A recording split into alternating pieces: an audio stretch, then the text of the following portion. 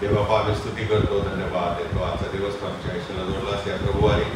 आम्ही तुझ्या उपासनामध्ये राहत आलेल्या सर्वात आमचं सहाय्य कर. संसाराच्या चिंता, जैविक खुशालकी, सर्व दुष्ट विचार, युक्त्या कुयुक्त्या आमच्यापासून दूर कर. तो आम्हाला आपल्या सामर्थ्याने चालेल. प्रार्थना आमच्या येशू विचारतो आहे.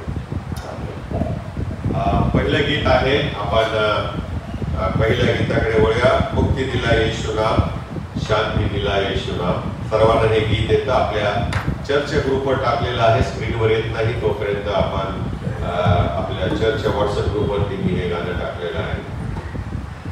All right, ready? मोठ्याने आनंदाने एक सुरात. 1 2 3. मुक्ती दिला येशू नाम,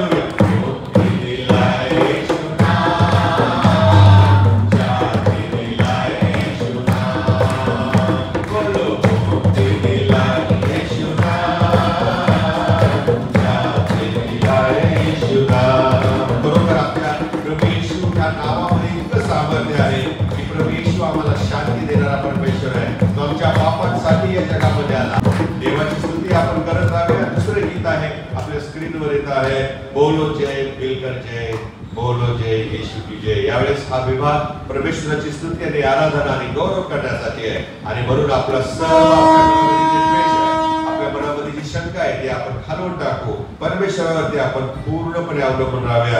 कारण प्रभू येशू ख्रिस्त या जगामध्ये आला आणि म्हणून त्याच्या ह्या येण्याने आम्हाला तारण प्राप्त झालेलं आहे. आणि म्हणून आपण त्याच्या नावाला धन्यवाद देऊया. बोलो जय बिलकर जय, बोलो जय येशू की जय. रेडी?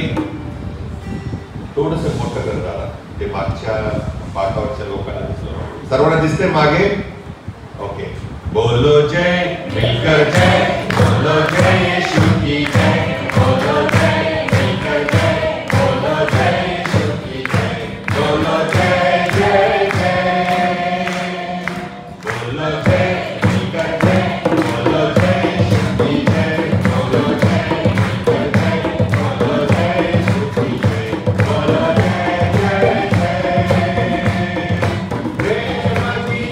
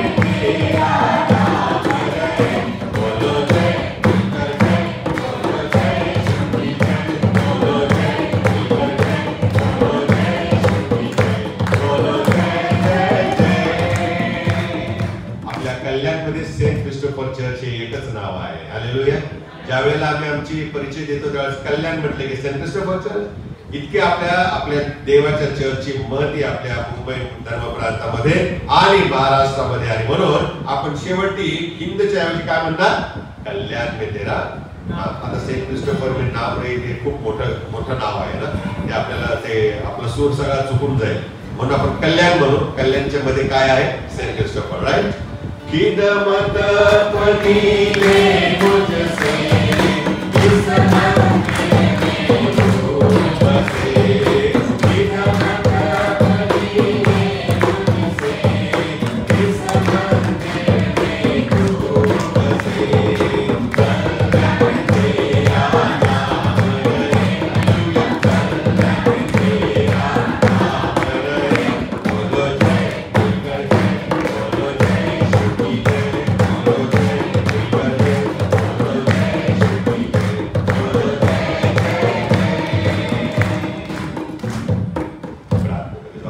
प्रभा तुझ्या नावाला खरोखर धन्यवाद देतो. आजचा समय प्रभू तुझा गौरव करण्यासाठी, तुझी प्रशंसा आणि आराधना करण्यासाठी तू आम्हाला दिलीस. खरोखर तू आमच्यावर इतकं प्रेम करतोस की प्रभुदेव बाप्पा, तू आमच्या सर्व वाईट गोष्टींकडे दुर्लक्ष करून तू आमच्यावरती आम्हाला तू कवटाळतोस प्रभू, आमच्यावरती आघात प्रेम करतोस. आणि म्हणूनच तू आपला एकुलता पुत्र येशू ख्रिस्ताला या जगात तू पाठवलंस आमच्या पातकांची क्षमा करून आम्हाला आमचं परिवर्तन करण्यासाठी आणि तुझ्या वचनानुसार जीवन जगण्यासाठी. प्रभू आम्ही धन्यवाद देतो प्रभू त्या येशू या देणगीबद्दल. आणि म्हणून प्रभू ही स्तुती आराधना करत ही भक्ती प्रभू तुझ्या हाती देते, तू आमचं सहाय्य कर. कारण आमचा महान प्रवेश ख्रिस्त याच्या द्वारे आमेन. मंडळी बसा.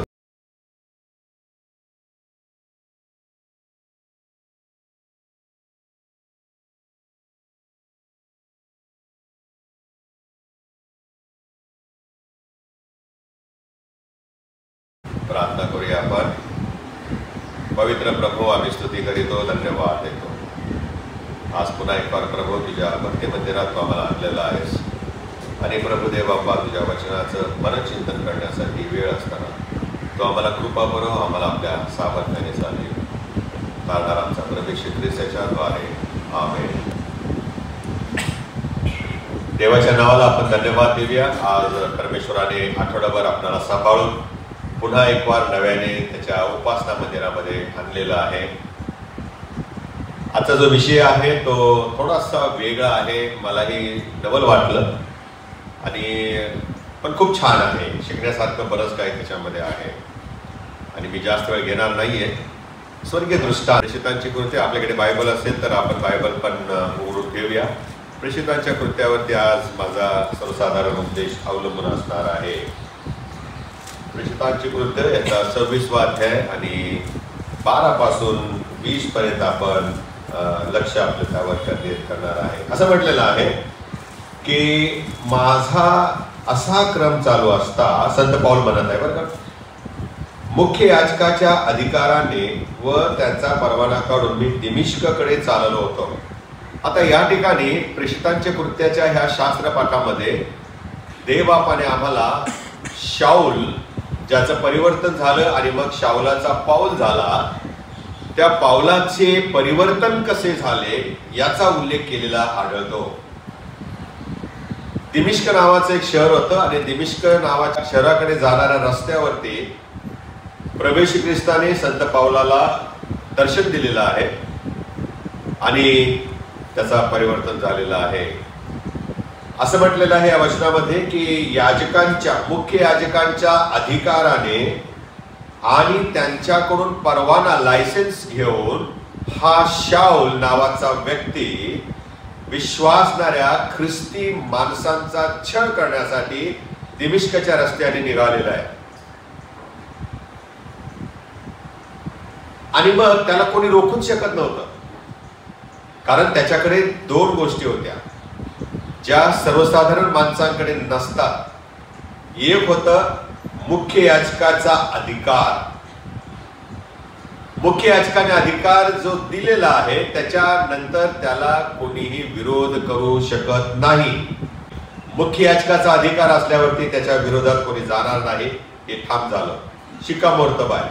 दुसरी गोष्ट संत पावलाकडे होती आणि ती म्हणजे परवाना होता, लायसेन्स होतं. काय लायसेन्स होतं त्याच्याकडे? अधिकार होता. काय होता? विश्वासणाऱ्या ख्रिस्ती लोकांचा छळ करण्याचा. त्यामुळे ह्या दुहेरी अधिकारामुळे संत पावलाला कोणी रोखू शकत नव्हतं. आणि प्रभू येशू ख्रिस्तावर विश्वास ठेवून त्याच्याकडे येणारे अनेक लोक अनेक वेगवेगळ्या स्तरातून येत होते. नुसतेच यहुदीच नव्हते, तर वेगवेगळ्या देशोदेशी प्रांतातून वेगवेगळ्या भाषा बोलणारे, वेगळ्या संस्कृतीच्या मधून आलेले लोक येशूवर विश्वास ठेवत होते आणि प्रार्थनेमध्ये वेळ घालत होते, भक्तीमध्ये वेळ घालत होते आणि अशांचा छळ करण्यासाठी किंबहुना त्यांना जीवे मारण्याचा अधिकार देखील या संत पावलाकडे होता. मग यांना रोखणार कोण? आम्ही पाहतो की हे विश्वासणारे ख्रिस्ती प्रभूकडे आल्यानंतर रोमन कायद्याला घाबरून त्यात संत पावलाचा दुहेरी अधिकार पाहून हे खूप घाबरलेले होते आणि त्यांच्याकडे फक्त एकच अस्त्र होतं, ते म्हणजे प्रार्थना. काय होतं? प्रार्थना. प्रभू, या मनुष्यापासून, ह्या कायद्यापासून, ह्या छळापासून आमचा बचाव कर. म्हणून कुठलाही मनुष्य संत पावलाला दुहेरी अधिकाराने छळ करण्यास येत असताना रोखू शकत नव्हता. शेवटी येशूने मध्यस्थी केली. हालेलुया. शेवटी येशूने मध्यस्थी केलेला हा अनुभव फक्त याच ठिकाणी नाही, पावलाला रोखण्यामध्येच येशूचं कार्य नाही दिसत, तर जुन्या करारामध्ये देखील देवबापाने देखील अशा प्रकारे पुढाकार घेऊन आपल्यावर विश्वास ठेवणाऱ्या लोकांचा बचाव केलेला आहे, त्यांची सुटका केलेली आहे. कोण होते ते? इस्रायल राष्ट्र. मिस्रामध्ये ते गुलामगिरी होते, अतोनात त्यांचा छळ होत होता आणि अशा वेळेला ते अधिकारवाणीने त्या ठिकाणी मोशे सुद्धा त्यांचा छळ करत होता.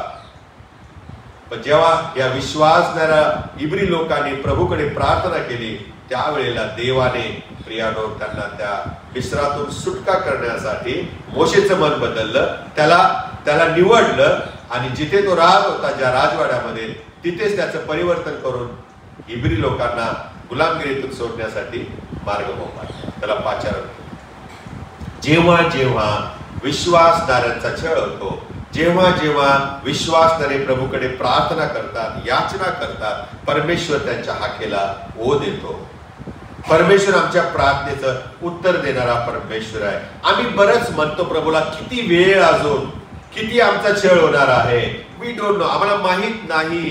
परंतु जेव्हा केव्हा प्रभूचा समय येतो त्यावेळेला तो आमची सुटका करणारा परमेश्वर आहे, तो आमचं परिवर्तन करणारा परमेश्वर आहे. पुढे काय म्हटलेलं आहे माहिती का, की संत पाऊल हा सुवार्ता प्रसार करत आहे.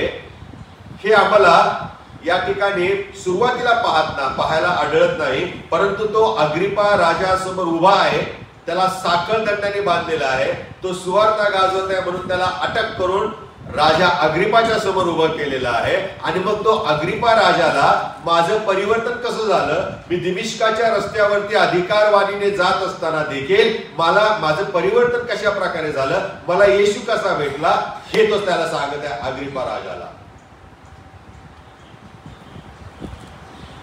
साखळ दंडामध्ये असताना देखील कदाचित त्याला मृत्यूची शिक्षाही होऊ शकेल. वी डोंट नो, आम्हाला माहित नाही, त्यालाही माहित नव्हतं. पण आपल्या स्वतःच्या वेदनांकडे न पाहता, छळाकडे न पाहता, अग्रिपा राजा काय निर्णय देईल, न्याय देईल याकडे दुर्लक्ष करून संत पावलाचं एकच ध्येय होतं की या राजाचं मन परिवर्तन करायचं, याला सुवार्ता सांगायची. आणि म्हणून अगोदर ख्रिस्तांच्या कृत्यामध्ये 9व्या अध्यायामध्ये याचं परिवर्तन झालं होतं. त्याच्यानंतर आम्ही पुढे पाहतो की संत पावलाने पुन्हा आपले परिवर्तनाची साक्ष राजाला सांगितले.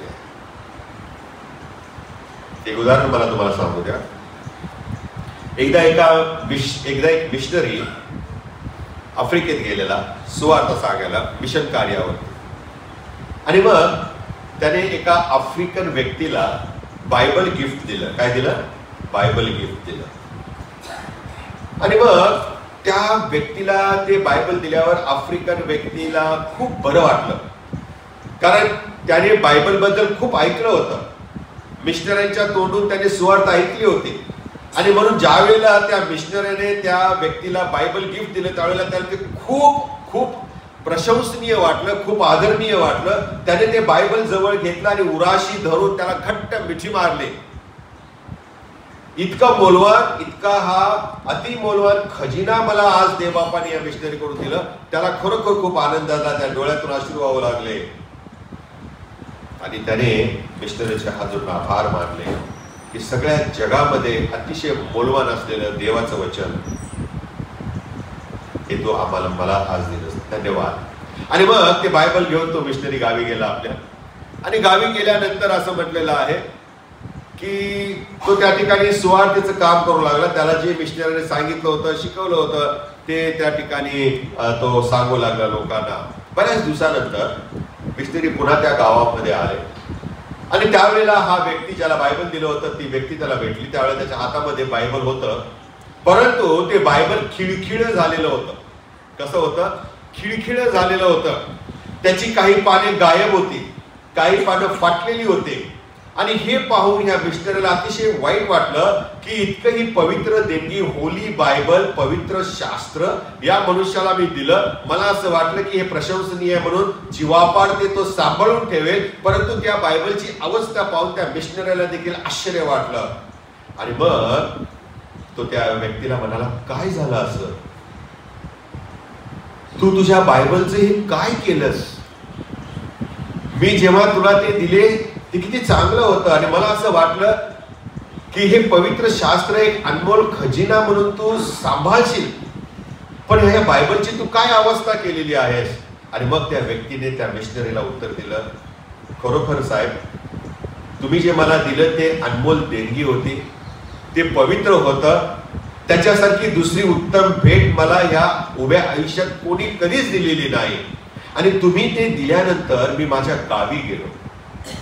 बघा, मी माझ्या गावी गेलो तेव्हा मी ते वाचायला लागलो आणि फार काळजीपूर्वक मी त्या बायबल मधलं एक पान पाहिलं, ते मी फाडलं, म्हणजे त्यातून ते काढलं बायबल मधून आणि मी ते माझ्या आईला दिलं.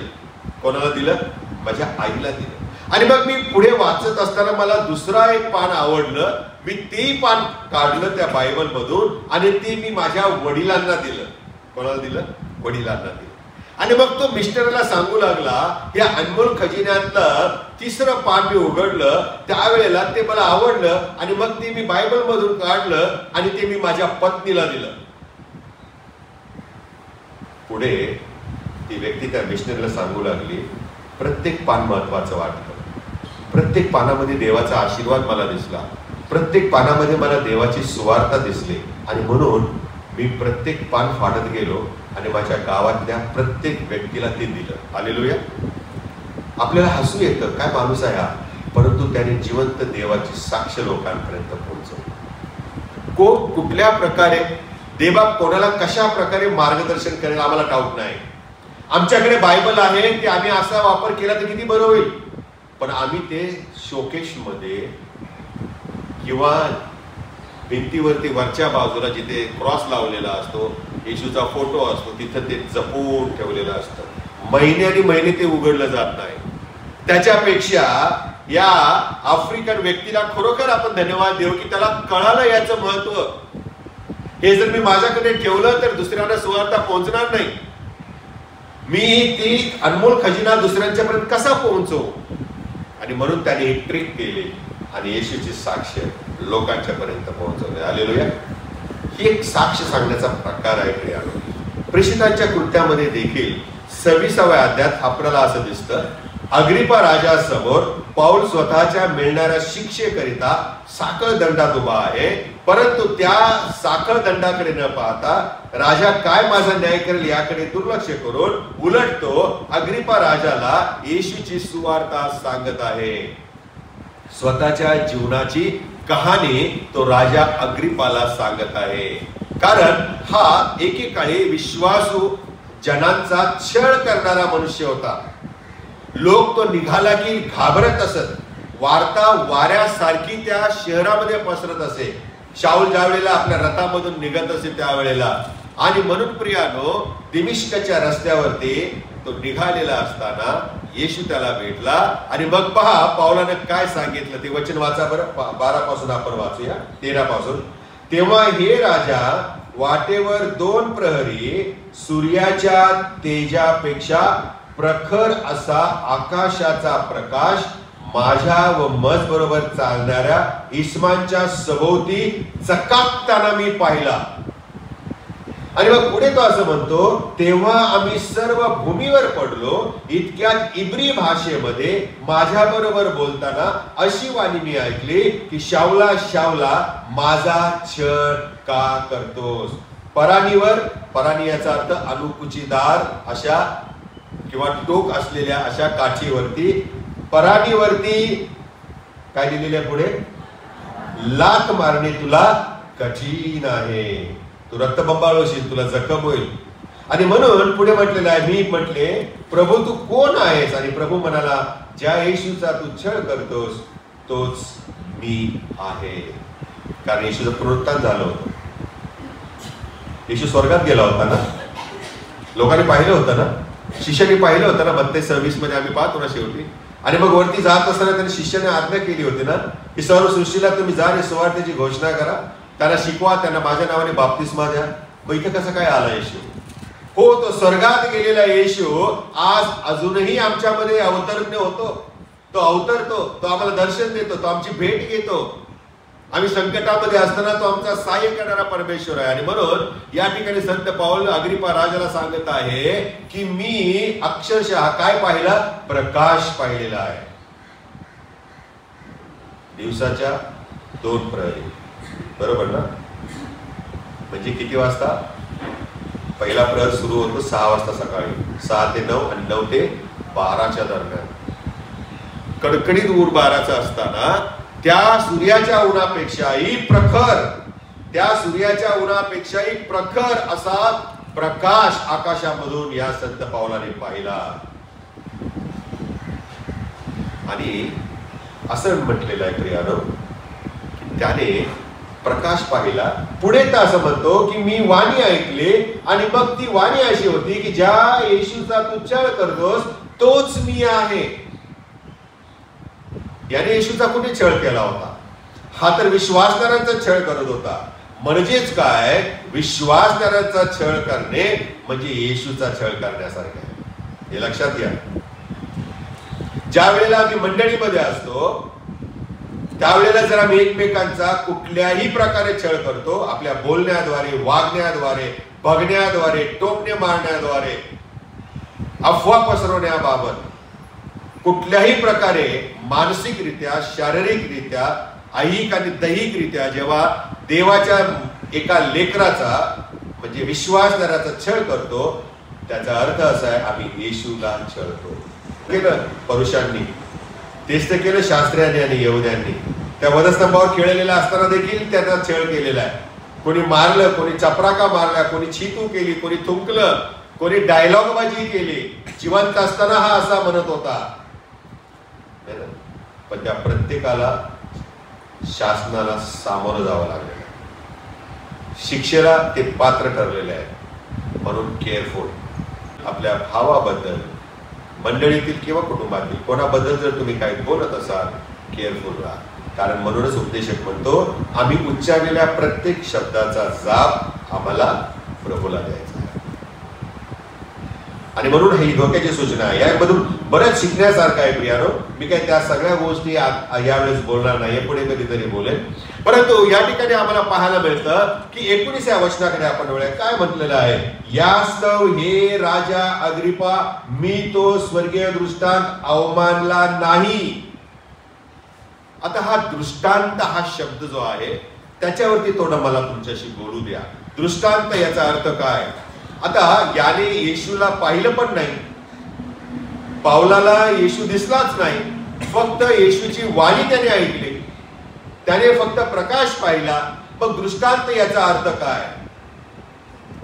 कधी कधी दृष्टांत म्हटल्यानंतर आपली भावना ही होते त्याने येशूला पाहिलं, पण तसं नाहीये.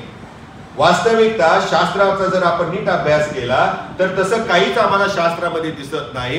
दृष्टांत हा शब्द जो वापरलेला आहे हा आम्ही देखील त्याच अर्थाने अनेक वेळा आपल्या जीवनामध्ये वापरत असतो. टीव्हीवरती एखाद्या गोष्टीची जाहिरात तुम्ही ऐकता, पाहता, है ना, आणि 30 जाहिरात प्रियानो आमच्या मनावरती बिंबवली जाते. कारण जाहिरातदार त्याच्या बोलण्याच्या द्वारे आमच्या मनावरती प्रभाव टाकत असतो आणि मग कधीतरी कुठेतरी ती वस्तू आपल्याला घ्यावीशी वाटते आणि आपण ती विकत घेतो. त्याचं काम झालं. आणि हीच घटना या ठिकाणी झालेली आहे. प्रभू येशू ख्रिस्ताला त्याने पाहिलं नाही, त्याने प्रकाश पाहिलेला आहे. त्याने आकाशाचा प्रकाश माझ्या आणि माझ्या बरोबर चालणाऱ्या प्रत्येक व्यक्तींच्या सभोवती चकाकताना मी पाहिलेला आहे. आणि मग काय त्याला दृष्टांत झाला माहिती का? तो दृष्टांत वेगळा आहे. येशू दिसला, येशूला पाहिलं, येशूची वाणी ऐकली, प्रकाश पाहिला, हा दृष्टांत नाही.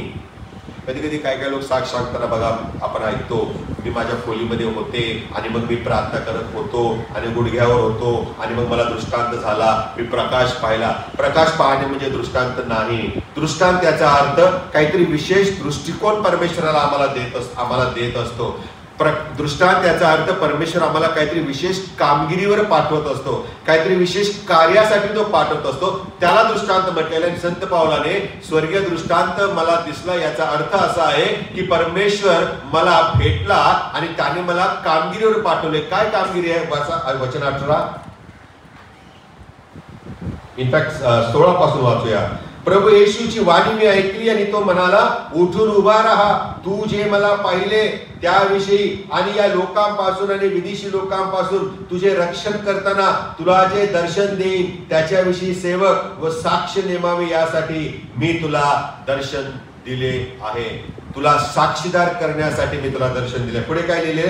18 वचन, त्यांच्याकडे मी तुला पाठवतो यासाठी की त्यांनी अंधारातून उजेडाकडे आणि सैतानाच्या अधिकारातून देवाकडे वळावे, म्हणून तू त्यांचे डोळे उघडावे आणि त्यांना पापांची क्षमा व्हावी आणि माझ्यावरील त्यांचा विश्वास जो आहे त्याने पवित्र झालेल्या लोकांच्या मध्ये त्यांना वतन मिळावे. हा दृष्टांत आहे. हा दृष्टांत आहे. जेव्हा जेव्हा तुम्हाला आणि मला अशा प्रकारे बंद खोलीमध्ये प्रकाश दिसतो, येशूची वाणी ऐकायला येते, ते महत्वाचं नाहीये. त्याच्यानंतर जे येशू आम्हाला बोलतो, आम्हाला जो सांगतो, आम्हाला जे कार्य करायला होतो, तो दृष्टांत असतो. तो दृष्टांत असतो. आणि म्हणून पहिला मुद्दा आहे, आपल्या चर्चा ग्रुपवर मी टाकलेला आहे, पहिला मुद्दा आहे आजच्या उपदेशाचा, तो म्हणजे देव आम्हाला दृष्टांत देण्यास उत्सुक आहे. देव आम्हाला कामगिरीवर पाठवण्यास उत्सुक आहे. देव आम्हाला या जीवनामध्ये ध्येय देण्यासाठी उत्सुक आहे. ख्रिस्ती जीवन हे ध्येयपूर्ण जीवन आहे. कसंही जगायचं म्हणून जगायचं असं ख्रिस्ती आध्यात्मिक जीवन नाही. आणि म्हणून काही उदाहरणं मी तुम्हाला सांगतो शास्त्रातली. अब्रामाला देवाने दृष्टांत दिला. काय दिला दृष्टांत? अब्रामाला देवाने दृष्टिकोन दिलेला आहे. काय होता तो दृष्टिकोन किंवा दृष्टांत? तुझ्यातून मी एक राष्ट्र निर्माण करेन.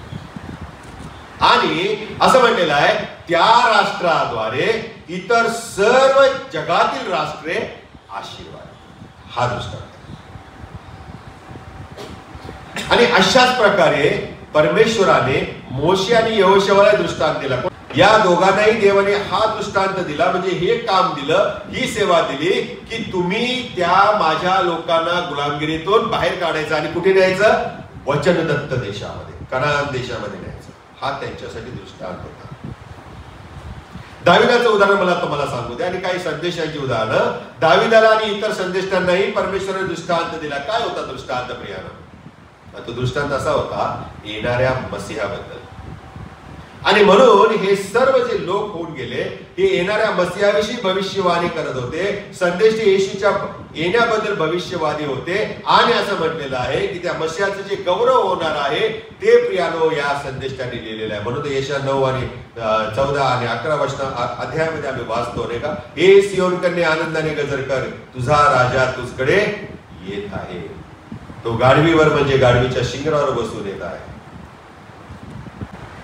ही प्रियानो सुवार्ता, याला दृष्टांत म्हटलेलं ही कामगिरी आहे. आणि त्या प्रकारे येशू ख्रिस्त आला आणि त्याने शिष्यांना गोळा केलं. त्यामध्ये मच्छीमार होते, मासेमारी करणारे होते, त्यामध्ये जकातदार होते. वेगवेगळ्या स्तरामधून प्रभू येशू ख्रिस्ताने त्यांना बोलावलेलं आहे आणि आपले शिष्य केले. आणि त्यांना काय म्हटलं?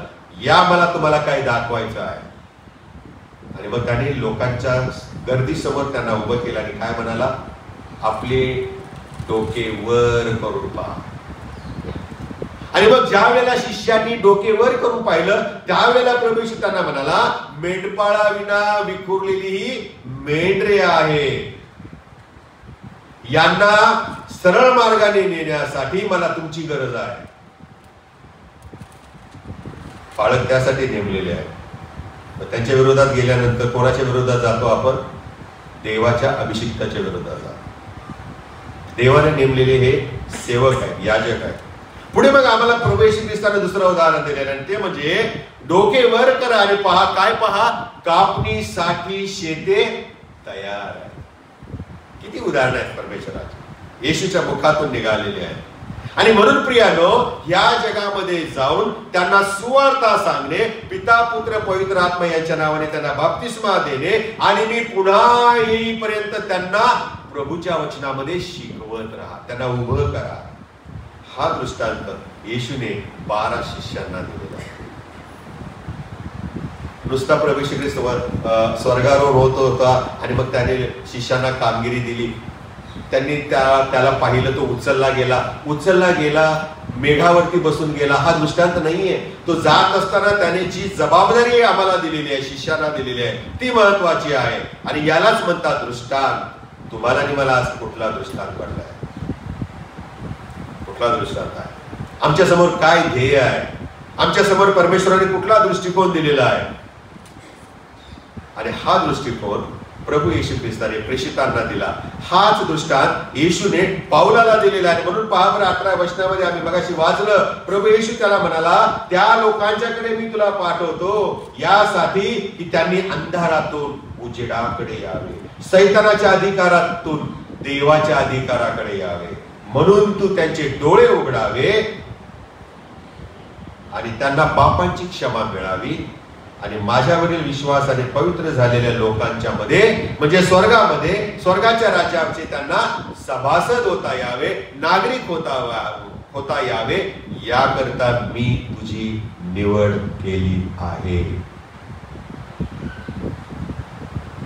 ही जबाबदारी आम्हाला पण दिलेली आहे, प्रत्येकाला दिलेली आहे. तुम्ही आणि मी देवाची सुवार्ता इतरांच्या पर्यंत पोहोचवतो का? जे अंधारामध्ये चाचपडत आहे, ज्यांना जिवंत देव अजून मिळाला नाही, त्यांना आपण सांगत आहोत का? माझ्यासाठी काय केलं? हा प्रभूचा एक प्रश्न नेहमी असतात. आणि त्यावेळेला प्रियानो आम्हाला सुवार्तेबद्दलच विचारलं जाणार आहे, कारण ही जबाबदारी प्रत्येक विश्वास करायला प्रभूने दिलेली आहे. आणि म्हणून आजच्या मंडळांना ही जबाबदारी, हा दृष्टांत प्रभू देत आहे की तुम्ही जगात जाऊन सुवार्तेची घोषणा करा. आम्ही लाख रुपये मदत करतो, पण जर सुवार्थच नाही सांगितले तर सारच व्यर्थ आहे. आणि यावरून समजतं की दृष्टांत असणं किती महत्वाचं आहे. नीतिसूत्रे काढा बरं. नीतिसूत्रे 29वा अध्याय आणि 18वं वचन काय म्हटलेलं आहे. प्रॉव्हर्ब्स नीतिसूत्रे 29वा अध्याय 18वं वचन.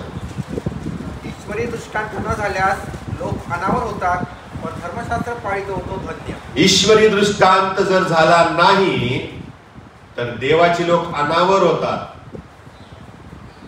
पण नियमशास्त्राच्या प्रमाणे जो वागतो पाळतो तो आशीर्वाद येतो. इंग्लिश मध्ये फार छान आहे. असं म्हटलेलं आहे, where there is no vision the people perish.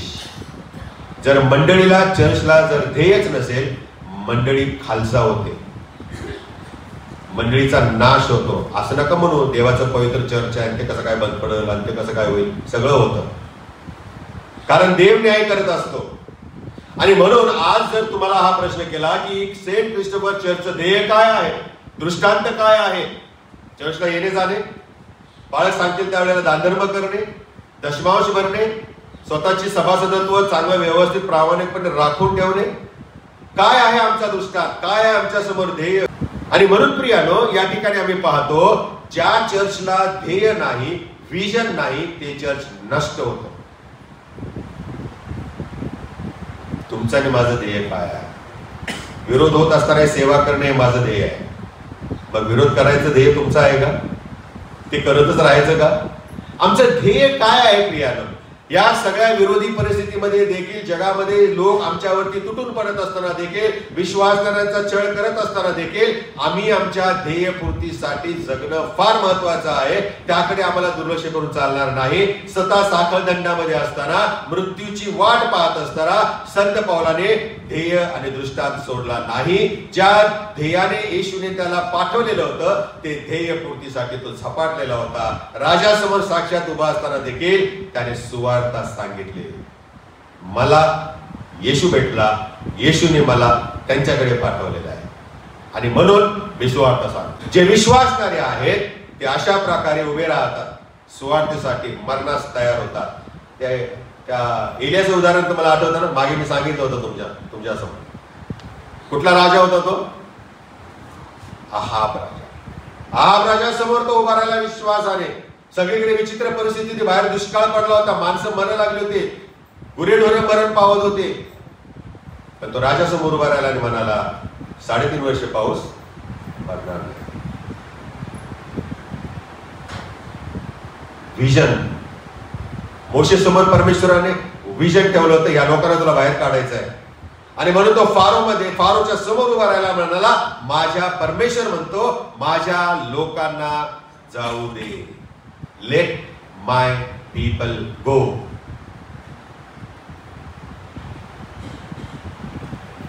घाबरून काम नाही होणार. छळाला दिवशी सामोरं जायचंय, फार जवळ आलाय. वी डोंट नो सैतान कशा प्रकारे, कुठल्या प्रकारे आमच्यावरती हल्ला करेल, आमचा छळ करेल. आम्ही बोल्ड असले पाहिजे. एक उदाहरण सांगतो तुम्हाला. युरोपमध्ये जर कधी तुम्हाला जायला मिळालं, युरोप सफर करायला जर मिळालं, प्लीज गो. असं म्हटलेलं आहे प्रियानो की युरोपमध्ये आम्ही जिथे कुठे जातो त्या अनेक ठिकाणी मोठे मोठे चर्चेस तुम्हाला पाहायला मिळतात. मोठे मोठे कॅथेड्रल्स तुम्हाला अवाढव्य असे की ज्यांची कल्पना देखील आम्हाला करता येत नाही की यांनी कसं बांधलं असेल त्या काळामध्ये. कारण एवढे मोठे कॅथेड्रल आणि ते चर्चेस बांधण्यासाठी देवबापाने काही लोकांना विजन दिलं होतं, दृष्टांत दिला होता, ध्येय दिलं होतं, दृष्टिकोन दिला होता. आणि म्हणून माझ्या देवाच्या लोकांना उपासनेसाठी जागा असावी या विचारांनी लोक काय झाले होते, पछाडलेले होते, फारावलेले होते. आणि म्हणून त्यांनी दान धर्म करून, सरकारकडून निधी गोळा करून, जे काय असेल त्या काळामध्ये उपलब्ध, त्यांनी मोठमोठ्याने चर्चेस बांधले आणि हजारो आणि लाखोच्या संख्येने लोक त्या चर्चेस मध्ये उपासना करत होते. आज परिस्थिती उलटी आहे. तुम्ही जर जाल तर तुम्हाला काय दिसेल माहिती का, चर्चच्या छपरावरती गवत वाढलेलं दिसते. चर्चच्या त्या टोकावरती जे घंटाघर म्हणतात ना, बेलफ्राईज, त्यामध्ये वटवागळं उडताना तुम्हाला दिसते. घंटा अनेक वर्ष बंद पडली. मग आम्हाला ही परिस्थिती आणखीन चिघळलेली दिसत आहे. आणि ज्या चर्चच्या बाकावरती हजारो लोक येऊन प्रभावित झाले, अनेकांनी तारण स्वीकारलं, येशूची ज्यांना ओळख झाली, असं म्हटलेलं आहे प्रियानो, त्या बाकांची अवस्था वाईट झालेली आहे की त्या बाकांना देखील बुरशी लागलेली आहे. त्या बाकांच्यावर कोळ्यांची जाळी दिसतात. हे का झालं? कारण लोक दृष्टांत विसरले. लोकांना परमेश्वराने जे विजन दिलं होतं, जे ध्येय दिलं होतं, ते विसरले. आज अनेक चर्चेस विकायला काढले. आज अनेक चर्चेस थिएटर्स आणि मॉल्स मध्ये त्याचं रूपांतर होत आहे. कारण विश्वासणाऱ्यांना दृष्टांत ते विसरून गेलेले आहे. आम्ही जेव्हा परमेश्वराने आम्हाला दिलेला जो दृष्टांत असतो, जरुरी नाही की प्रकाशच पाहिला पाहिजे, येशूची वाणीच ऐकली पाहिजे. परमेश्वराची आमच्या जीवनाबद्दल योजना फार वेगळी असते. प्रत्येकाला तो असं दर्शन देत नाही जात. परमेश्वर आमच्याशी वचनातून बोलतो. परमेश्वर, आम्ही देवाची गाणी गात असताना त्या गाण्यांच्या मधून आमच्याशी तो बोलतो. आणि म्हणून हा जो दृष्टांत परमेश्वराने आम्हाला दिलेला आहे, तो दृष्टांत प्रियानो अनेक लोक जरी विसरलेले असतील. दुसरा मुद्दा आहे आजच्या उपदेशाचा, काही जणांना आजही हा दृष्टांत आहे. आज बऱ्यापैकी लोक, जेव्हा जेव्हा अनाउन्समेंट केली जाते, जाहिरात दिली जाते, बऱ्यापैकी लोक आज दानधर्म करत आहेत. आज आपल्याला 6-7 लाखाच्या जनरेटरची गरज आहे. सगळेच देत नाही, सगळ्यांनीच द्यावा अशी इच्छा आहे, पण सगळे देऊ शकतील की आम्हाला माहित नाही. परंतु ज्यांना देवाच्या वचनाची, मंदिराचा दृष्टांत परमेश्वराने दिलेला आहे, जे प्रभावित झालेले आहे की मला द्यायचं आहे, मला प्रभू मार्गदर्शन करत आहे, ते दिल्याशिवाय मागे राहत नाहीत. 2 रविवारपूर्वी आलेले मिशनरी आपल्याला आठवतात का? काय सांगितलं त्यांनी?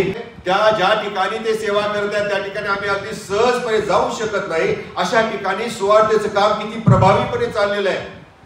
त्यांना अनुभवास मिळालेली जी आव्हानं आहे, ती आव्हानं आम्ही ऐकली. त्यातूनही त्यांनी शुभवर्तमान प्रसार कसा चालू ठेवलेला आहे, देवाचा आत्मा लोकांच्या अंतःकरणामध्ये कशा प्रभावी रीतीने कार्य करत आहे, लोक कसे प्रभूला स्वीकारत आहेत, प्रभूकडे येत आहेत, देवाच्या राज्याची कशी वाढ होत आहे आणि विश्वासामध्ये कसे ते खंबीर उभे राहत आहेत, मंडळ्या कशा वाढत आहेत, याचं ताजं उदाहरण आपण पाहिलं आणि ऐकलेलं आहे. कारण त्यांना दृष्टांत पडलं. प्रभूने त्यांना ध्येय दिलेलं आहे. प्रभू त्यांच्याशी बोलत आहे. देवाने ज्या कार्यासाठी त्यांना नेमलेलं आहे, जे कार्य प्रभू त्यांच्या जीवनामध्ये करू पाहत आहे, हे प्रियानो त्यांनी ओळखलं आणि तारणाऱ्या येशूचा स्वीकार करून त्याच्या वचनाप्रमाणे ते जीवन जगत आहे. आणि हे फक्त भारतातच होत आहे असं नाही बरं का.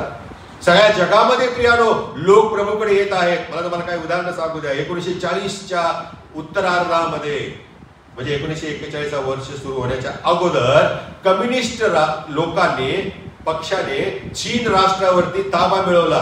आणि ज्या वेळेला त्यांनी ताबा मिळवला तेव्हा चीन राष्ट्रामध्ये, देशामध्ये 2 लाखापेक्षाही कमी असे ख्रिस्ती विश्वासू होते. आणि मग ह्या कम्युनिस्ट लोकांनी त्या विश्वासणाऱ्यांच्या मध्ये जे काम करत होते, त्या चीन देशामध्ये जे काम करत होते, त्या देशातून मिशनरींना बाहेर हाकलून लावलेलं आहे.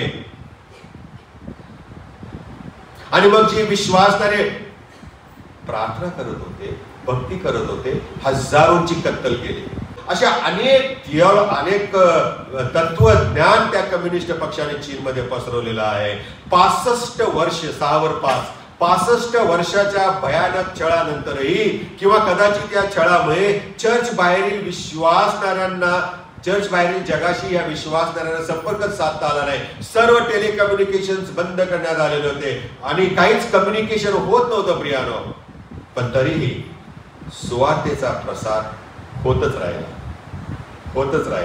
इतका छळ होत असताना देखील या विश्वासणाऱ्यांना प्रियानो असं म्हटलेलं आहे की इतका छळ होता, ते मृत्यूला सामोरे जात होते. अनेक लोक मरण पावलेले आहेत, वेगवेगळ्या प्रकारे त्यांचा छळ झालेला आहे, परंतु विश्वासामध्ये स्थिर होणं हा त्यांचा दृष्टांत होता. आणि म्हणून आज विश्वासणाऱ्यांची संख्या 1 करोडपेक्षाही जास्त आहे. हालेलुया. हा त्यांना दृष्टांत मिळालेला होता. चीन बद्दल भूमिगत जे चर्चेस आहेत ना, त्यांच्याबद्दल जर कुठे तुम्हाला वाचायला मिळालं पुस्तक किंवा नेटवरती, जरूर वाचा. हे सगळे विश्वासणारे भूमिगत झाले, मंदिरामध्ये हल्ले होतात म्हटल्यानंतर हे भूमिगत झाले आणि अशा अज्ञात ठिकाणी ते देवाची स्तुती आणि सेवा करू लागले, म्हणून ते वाढले. कारण त्यांना मृत्यू दारासमोर दिसत होता. केव्हाही आम्हाला धरपकड केली जाईल आणि मारलं जाईल, आणि म्हणून त्यांचा विश्वास गाढ होत गेला आणि ते प्रभूमध्ये वाढत गेले. रशियाचं उदाहरण घ्या ना, सोव्हिएट युनियन प्रियानो, कितीतरी हजारो राष्ट्र, शेकडो राष्ट्र ती एकत्र होती प्रियानो, परंतु त्याचे विलगीकरण होण्या अगोदर असं म्हटलेलं आहे, त्या रशियाच्या सोव्हिएट युनियनच्या रस्त्यांच्या वरती एक जीसस फिल्म दाखवण्यात येत होती. आणि ही जीसस फिल्म बघण्यासाठी हजारोनी लाखोनी लोकांनी गर्दी केलेली होती. लोक गाड्या घोडे घेऊन त्या ठिकाणी गर्दी करत होते. ट्रॅफिक जाम झालेलं होतं. ओपन थिएटर्स मध्ये जीसस फिल्म दाखवत होते आणि त्या येशूचं महान कार्य पाहून, त्याचा छळ पाहून, त्याचं पुनरुत्थान पाहून प्रियानो जे चित्रित केलेलं होतं, हजारो शेकडो लोकांनी प्रियानो प्रभू येशू ख्रिस्ताचा स्वीकार केला, त्याच्यावर विश्वास ठेवलेला आहे. तिथे त्यांचा छळ झाला, बायबल जाळण्यात आले, क्रूर मरण त्यांना सहन करावं लागलं, त्यांना रिएड्युकेशन बॉक्स मध्ये दाबून मारण्यात आलं, पण दृष्टांतापासून ते हल्ले नाही. विश्वास त्यांनी शेवटपर्यंत ठेवला आणि म्हणून प्रियानो आज रशियामध्ये देवाचं गौरव मोठ्या प्रमाणात होत आहे. अशा अनेक घटना प्रियानो संपूर्ण जगामध्ये होत आहेत, पण देवाने दिलेल्या वचनाची आपण आठवण करूया. एक वचन वाचूया, हबक्कूक याचा पहिला अध्याय आणि 5वं वचन. हबक्कूक याचा पहिला अध्याय आणि 5वं वचन. राष्ट्रांनो लक्ष देऊन पहा, परमेश्वर काय म्हणत आहे. राष्ट्रांनो लक्ष देऊन पहा आणि आश्चर्यचकित व्हा, कारण तुमच्या काळी मी एक कार्य करतो. तुम्ही असताना मी एक कार्य करतो, तुम्हा सांगितले तरी तुम्ही विश्वास धरणार नाही. तुम्ही विश्वास धरणार नाही. आणि हे कार्य देव करतात. आम्ही या गोष्टी ऐकतो पण तरी आम्ही विश्वास ठेवत नाही. कल्पना करा, भारत आहे, चीन आहे, रशिया आहे, अशा अनेक राष्ट्रांमध्ये येशूची सुवार्ता सांगितली जात आहे. लोक ते ऐकत आहेत, कोणी पहिल्यांदाच ऐकत आहे तर कोणी पुन्हा पुन्हा ऐकत आहेत, आणि साऱ्या विश्वामध्ये लोकांचं जीवन बदलत चाललेलं आहे. दृष्टांत लोकांना वेगवेगळ्या प्रकारे मिळत आहे. जग सुवार्ता ऐकण्यासाठी उत्सुक आहे. चर्चने सुवार्तेची घोषणा करावी ही अपेक्षा देवबाप करत आहे. आजच्या सकाळी जर आपण ख्रिस्तामध्ये नसू तर हीच वेळ आहे. आपलं जीवन आपण प्रभूला समर्पित करूया. आम्हाला जो दृष्टांत परमेश्वराने दिलेला आहे तो आपण पुन्हा एकदा रिवाइव्ह करूया, आणि देवाने जो दृष्टांत दिला त्याप्रमाणे त्याचे सुवार्तेची लोन आपण इतरांच्या पर्यंत घेऊन जाऊ. म्हणजे अंधारामध्ये जे चाच पडत आहे, मृत्यू ज्यांचा नाश, ज्यांचा शेवट आहे, नाश हा ज्यांचा प्रियानो शेवट आहे, अशांना त्यामधून बाहेर काढण्याचं महान कार्य करू. आपण प्रार्थना करूया. प्रभुदेव बापा, आम्ही तुझ्या वचनाबद्दल धन्यवाद देतो. संत पाऊल जो शाऊल होता, तुझ्या लोकांचा छळ करायला निघालेला असताना तू त्याला भेटलास आणि त्याला दृष्टांत दिलास की अंधारात चाच पडलेल्यांना बाहेर काढ, सैतानाच्या अधिकारातून त्यांना देवाकडे आण. हो प्रभू, आज आम्हाला जो दृष्टांत दिलेला आहेस, जो तू आम्हाला कळालेला आहेस, ज्या तुझ्यावर आम्ही विश्वास ठेवलेला आहे, त्या प्रभू आम्हा प्रत्येक विश्वासणाऱ्याला तू ही जबाबदारी दिली आहेस, हा दृष्टांत दिलेला आहेस. या चर्चला प्रभू तू आज पुन्हा एक नव्याने हा दृष्टांत देत आहेस की आम्ही सुवार्तेचा प्रसार करावा. आम्ही घाबरू नये, भिवू नये, कारण तू आमच्या बरोबर राहणारा परमेश्वर आहेस. राहणारा आमचा प्रभू येशू ख्रिस्त याच्याद्वारे